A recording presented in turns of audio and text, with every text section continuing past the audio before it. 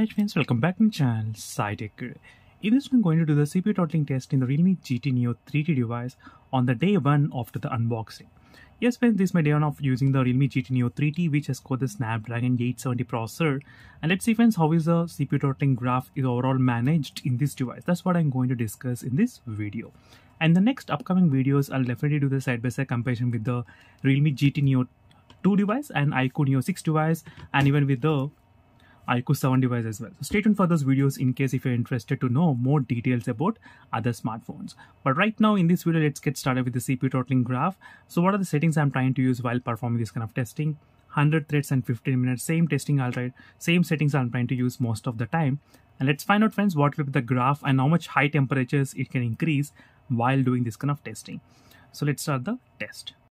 Right now as you can see friends, after kind of close to 5 minutes of time, this is how the graph looks like, and overall I did not see any kind of much throttling happening, but the temperatures you can see did increase up to 38 degrees Celsius. Temperatures right now in the Realme GT Neo 3T.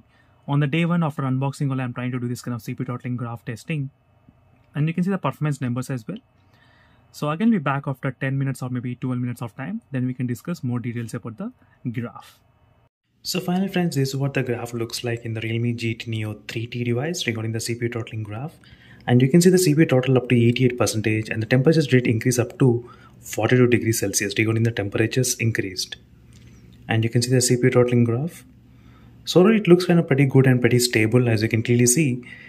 So regarding the Snapdragon 870 processor in the Realme GT Neo 3D device.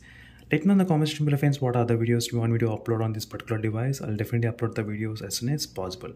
But right now this is how the graph looks like after the initial unboxing on the day 1 of usage of this device without using any GT mode. Meanwhile, signing off until instead of more updates, and let me know in the comments what are the videos you want me to upload on this device. Until then, stay tuned and bye.